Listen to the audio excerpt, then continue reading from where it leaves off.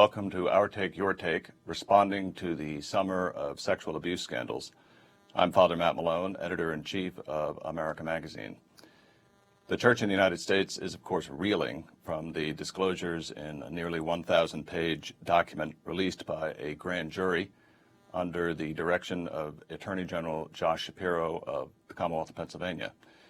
In that document were detailed instances of sexual abuse by priests in 6 dioceses in Pennsylvania in horrific detail.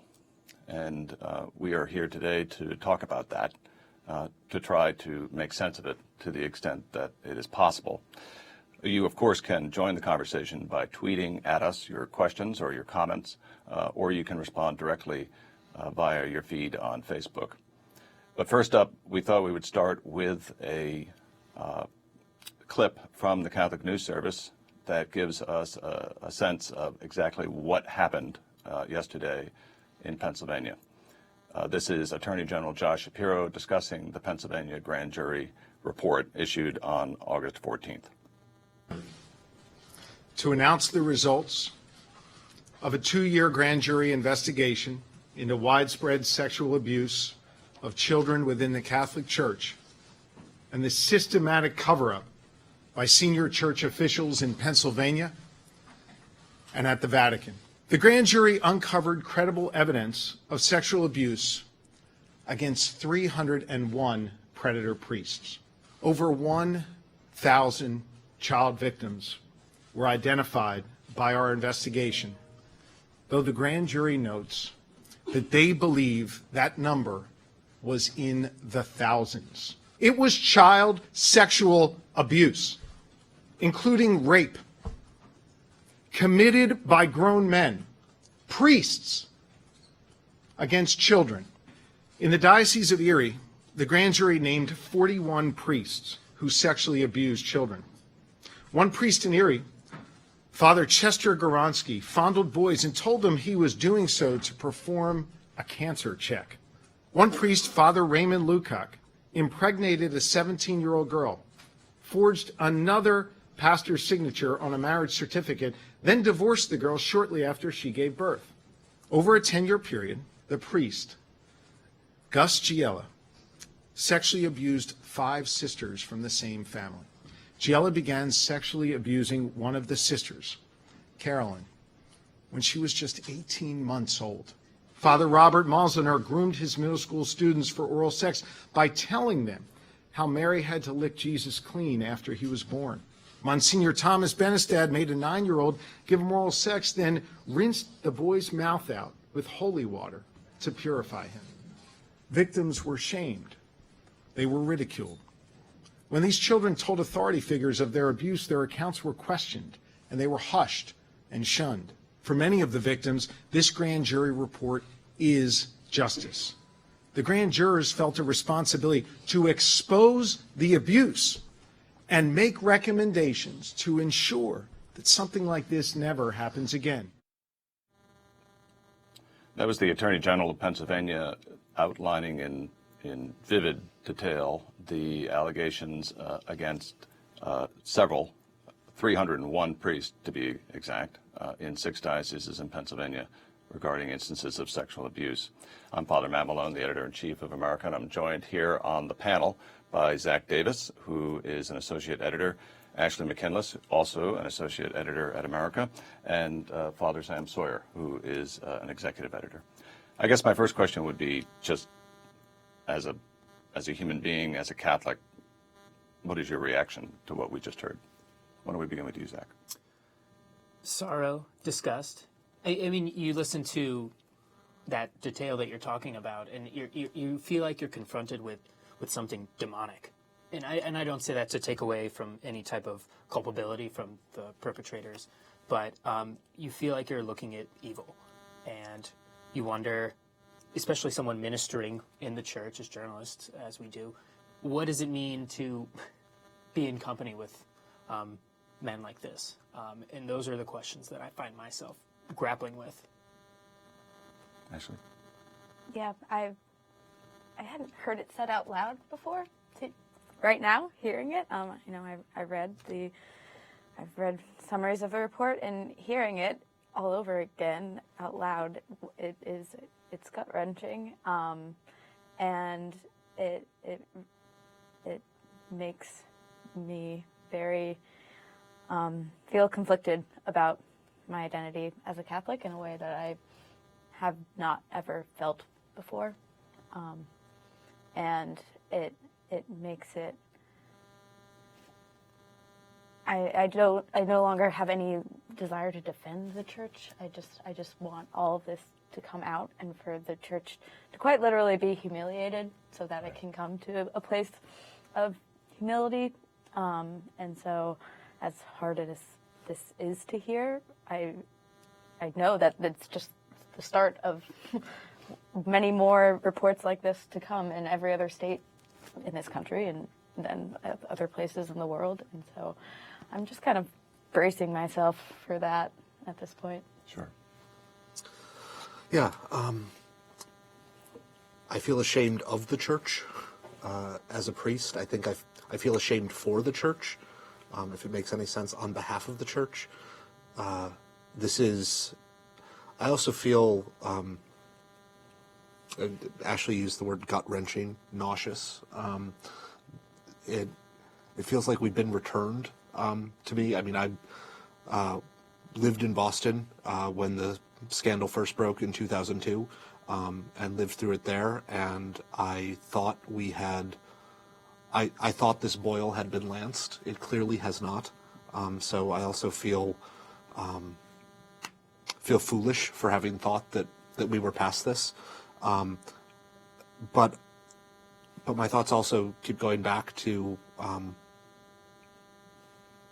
the 1,000 victims, the 1,000+ victims who have finally been heard. And I'm sorry that the church couldn't find a way to let them be heard first in the church. But I'm grateful that they're being heard now through this grand jury report, and that the church is being challenged to clean its own house, to do penance for the ways we've sinned, and to seek reform, to make sure that we really do finally get to the bottom of this pattern of sin and tragedy and crime. Yeah, I felt a lot of the same things that you've described, and I'm sure people across the country are feeling today. I think initially I just felt a lot of anger, a lot of rage, directed, well, I'm not sure where I was directing it, but I just felt it in my heart, and sorrow and shame. And like Sam, these are feelings that are familiar to me because I also lived through the crisis in Boston. And in fact, I think I was sharing with you all this morning that I had applied to enter the Jesuits on the day that the Spotlight series broke in the Boston Globe about the instances of sexual abuse there. And so I was also aware that there is, while I, to a certain extent, as an observer or as a member of the church, have lived through an experience like this before, you guys have not. Like, you were you were kids, right, when Boston happened. 2002, I was 9 years old. Right. And so that's not something I had ever really. I knew it had happened, but it was always thought of as something that had happened in the past. That this was a historical flaw in the church, in that there had been protections put in place and people held accountable for things they had done, and that we were moving towards a healthier church. And there's been more than a few cases this summer that show that's not necessarily the case. We might have made some improvements after Boston, but there's still a long way to go. We continue to hear stories about former Cardinal Tito McCarrick and people who were either spreading validated accounts of gross sexual abuse and misconduct, people who heard something, bishops and leaders who heard things about that and didn't really do anything or skirted the subject. And that has been happening up until very recently. Yeah. And so that's been hard to sit with. And so I'm finding myself confronted with a lot of questions that I really hoped I wouldn't have to ask. I don't know. We should also say, I think, in the interest of clarity, and it's certainly not an excuse for anything, but the overwhelming majority of the cases detailed in the grand jury report are pre-2002 cases. Now there are a couple cases in there, and a couple priests named in there who have abused since 2002, but the vast majority of the 301 priests accused of the 1,000 plus survivors of abuse whose stories are told in that report are prior to the initial crisis in 2002, prior to the reforms put in place by the Dallas Charter. And so there is some indication that those reforms have made abuse much less likely to happen.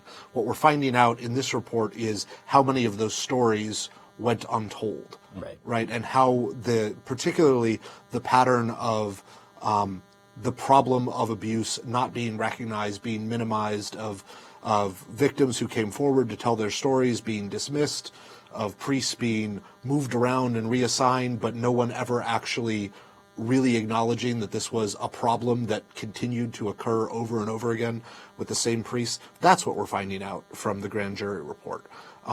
And so I think one of the things that casts into stark relief for me is that while the church has made progress in limiting the likelihood of abuse occurring now or continuing to occur into the future, there's huge need for really dealing with how we honor the stories of survivors of abuse that we still haven't gotten anywhere near, to really working through that in the church, and also a huge need for understanding how we're going to hold people with authority in the church, not just priests but also bishops, accountable for governing and leading through and failing over and over again.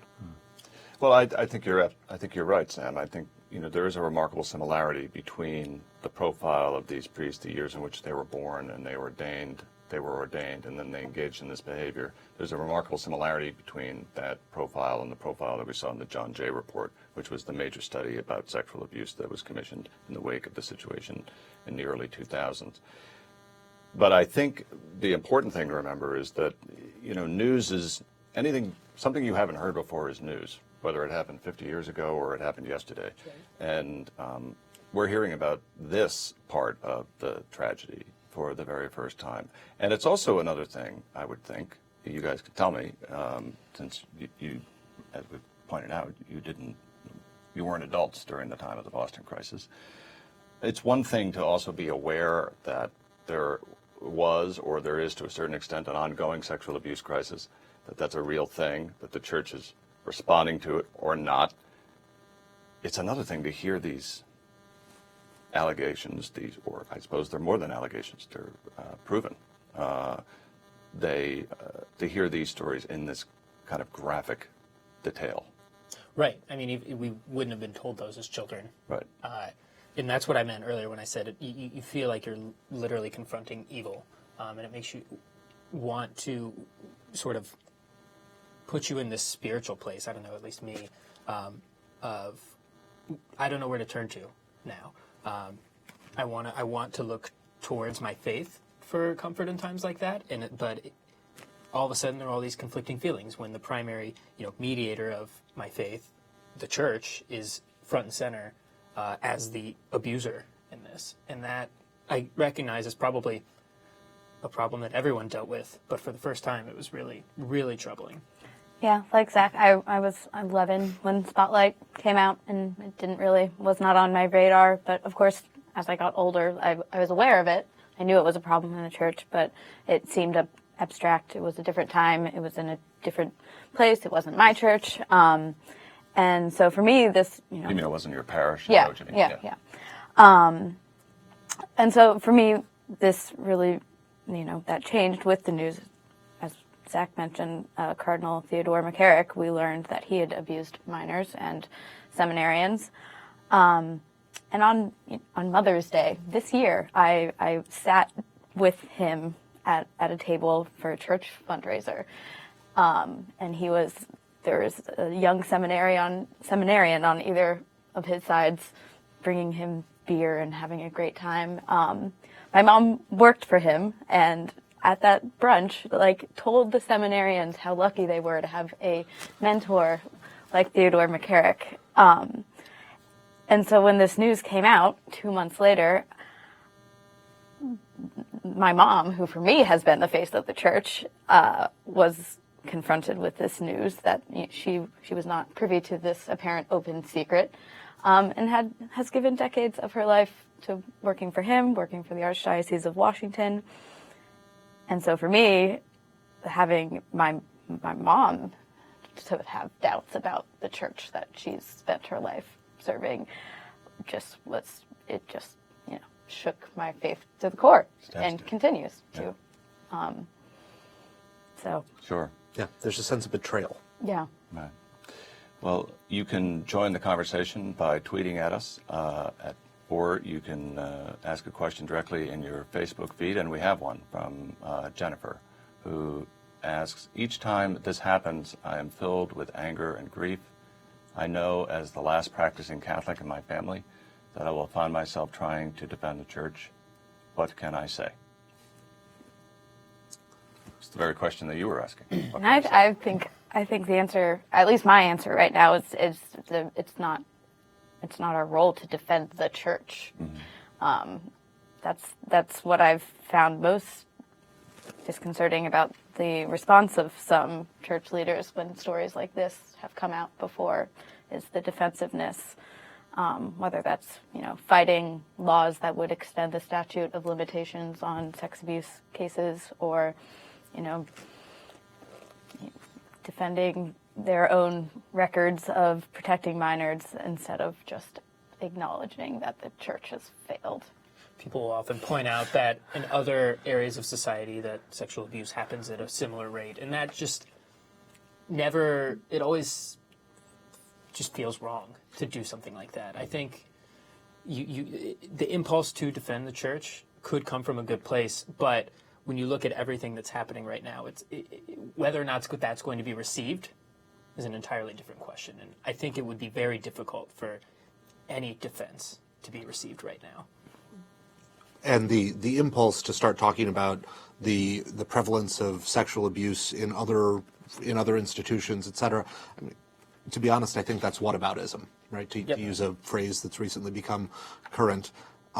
So, I mean, in answer to Jennifer's question, I think I would say if someone asked me the question, and I recognize my family's not in quite the same situation, but I certainly recognize the experience of being the last practicing Catholic in a given group of people who know each other. I think I would say the church doesn't need to be defended here. The church needs to be purified. Right. And that's what's going on. And that our task as Catholics is to help the church be faithful to God who is purifying the church. And right now, the means that God is using to do that is actually letting us know the truth of these stories, actually letting us hear the survivors, letting us do the little bit we can to let them know that they are heard and that their stories are honored, and that we are sorry, although that word is grossly insufficient, but that we are sorry for whatever role we have played in allowing this to continue for so long. Yeah, and I would also say that what does it mean to defend the church? I think that what we need to defend the church from is the threat, and the threat is that we didn't know this. Yes. And that we did know it, and too many people didn't do enough about it. That's the threat to the church. And so the way that we defend it is by calling it to account, by calling it transparency and responsibility. But both in a spiritual sense and in a practical sense. I mean, clearly structures, policies, procedures have to change. But there also has to be a conversion of hearts. And, without that, then it will be hard to find a way toward reconciliation. John Doherty is on Facebook, and he says, what do you think the chances are of a Pope Francis-led Chile-style reckoning for the American bishops? what factors make it more or less likely. And of course, John is referring there to the scandal of sexual abuse that rocked the Chilean church, and how Pope Francis became involved in that, first in a very unhelpful way by coming to the defense of a prelate who he later determined was actually guilty.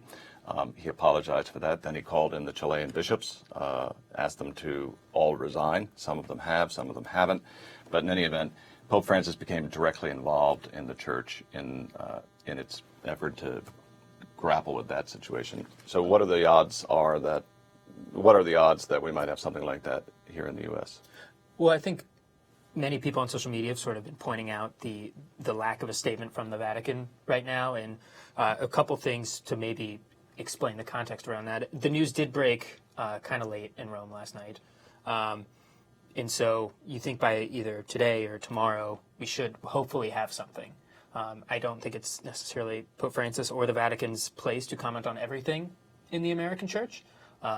And I think we have a tendency to overanalyze everything through our lens, but this seems big, and I find myself wanting that. I both want something pastorally a little bit from Francis, but also I would love to see some institutional interjection here. Mm-hmm. Emily is on Facebook. She asks, how will these new revelations on abuse and cover-up affect the clerical approach to the Synod on Youth this coming October? Excellent question. It's going to be the elephant in the room. So I think I'm not entirely certain what the clinical approach to the Synod on Youth exactly means. I mean, Clerical. Right. Well, so the Synod on Youth has already there was a session in March that invited young people as representatives of their dioceses, who also contributed to the production of the document that's going to guide the work of the Synod. Now, synods, by their nature, the structure is it's a meeting of bishops. That's what a synod means. And so the voting members of that body are bishops. And I don't think we're going to see any change in that structure. But I think that the Synod, and this was also true in a way of the previous Synod on the Family, under Pope Francis, the synods have made some significant steps towards more input and better listening to people outside the clerical structure of the church, outside priests and bishops. And I think the Synod on Youth has already done a fair bit of that and probably will continue to. But I doubt that we're going to see any structural change in the way the Synod works between now and October. It will certainly be a topic for conversation. But it seems to me that what she is probably asking, and a lot of people are asking, is how can you convene any meeting of bishops and talk about anything other than this? That's right. This should be on the top of the agenda. And what credibility will those discussions have, given what people are feeling about bishops right now? Absolutely. Even if they do talk about it, I think most young people would be skeptical about why they should be listening to this body at this time, unless between now and October there is some serious penance done on the part of the bishops. I think, and I would hope that this is the primary question bishops are asking themselves in all their meetings, is given the fact that right now one of the primary public experiences of the church is of the failure of the leadership of bishops. That is not a problem that the bishops can fix themselves, and it's not a problem the bishops can fix by telling us that they're going to fix it. They actually have to. Bishop Scharfenberger, right, of Albany, has called for this, for an independent lay-led commission of experts who can investigate claims about the failures of bishops and actually make real recommendations about this. And I think that kind of healing, that kind of accountability and responsibility is going to have to depend on the bishops opening up, whether or not it's the structure of the synod or something like it, but the bishops opening themselves to ways that other people in the church and other people in the world can help them become accountable. Because you're right, they're simply, and I felt this deeply myself today, trying to talk about this at Mass. I don't feel like I have any credibility as a priest, as a cleric wearing this collar, to say something about this, because priests and bishops have been talking about this at least since 2002 and telling people, no, we're dealing with it, when clearly we have not been. And I think it's also the case that there are individual bishops who have to make a personal account of their actions.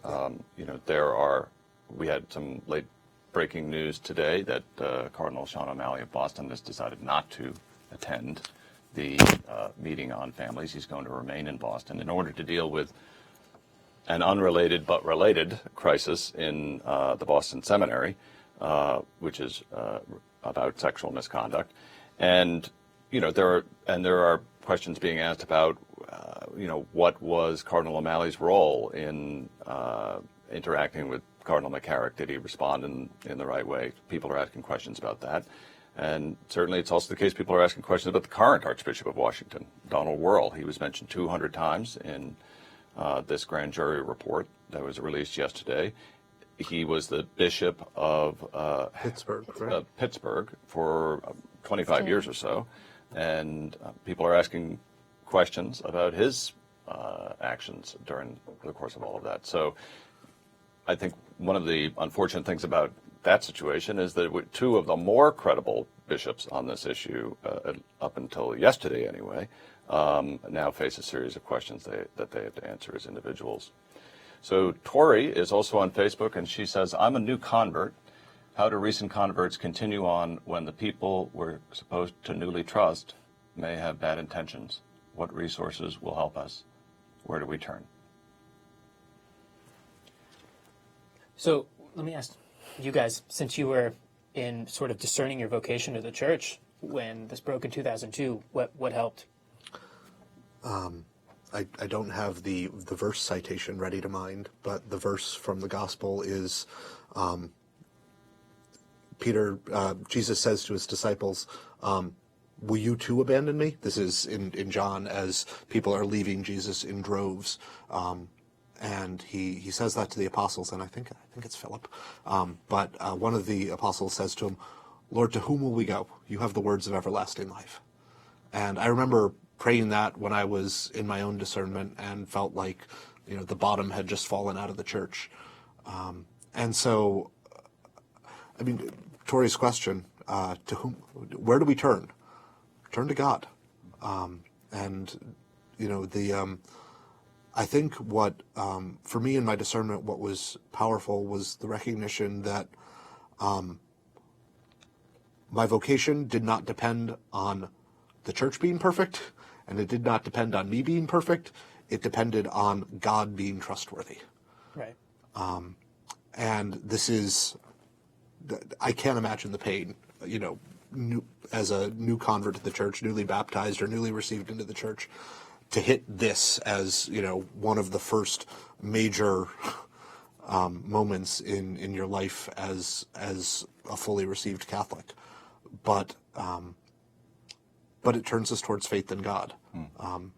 And I think it's okay to go to God with feelings of anger and distrust. Absolutely, right? yes. I think that it depends on honesty in your own relationship with God. And I think there's a tendency that we can't bring those feelings to God.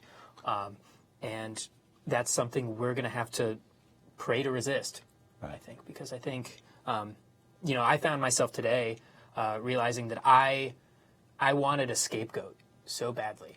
And that was a large source of where my anger was coming from, that I wanted to pick just any bishop. It didn't even matter who.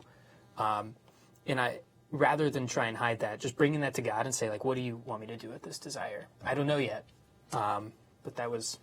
Well, I also think that it's, like Sam, I entered the Jesuits at the height of the abuse crisis in Boston, and I think that the thing that helped me most was understanding that my vocation was being born or unfolding within the context of this personal relationship with God, and bringing all of these feelings, all of this anger, this sorrow, this hurt into that prayer. There's a debate that's always going on about social media when people say, I'm praying, thoughts and prayers are with you, and people say, that's not enough, right? Well, yeah, it isn't enough, but it's indispensable, right? because without it we can quickly lose our moorings. I can anyway. And, I know that it's, I would also say that the thing that struck me about the events in Boston was, this was, of course, just a few months after 9/11. And my father was a firefighter for many, many years, and he had, he was talking to me about the events of 9/11, and he was impressed that the firefighters had died. They were the ones who died at 9/11 running into the building. And I had this sense that somebody needs to run into the building, right? I mean, if lives are at stake, if souls are at stake, if this is really that valuable, then somebody needs to do that. But you can't do that of your own human will, of your own human strength. It requires grace. It's impossible to do without it. And then to your point, Zach, to bring, God can take it, and, there's somebody else who knew about all of this, and that was God. And, it's perfectly reasonable for somebody in their prayer to say, well, God, why didn't you do something? Right? It's a reasonable question. And that struggle alone is part of the journey of faith. Right? Well, we will be continuing to cover this story at americamagazine.org. You can find all of our content related to it in today and in the days ahead at our web at our web address, americamagazine.org, and you can follow us on Facebook and on Twitter. You can continue to send us your questions and comments on Facebook and Twitter, or via email at letters@americamedia.org. You can also find our continuing coverage in the pages of America Magazine, which has also been through this before, and we'll do our level best to help the church through this moment in its trial. Thank you for watching, and God bless.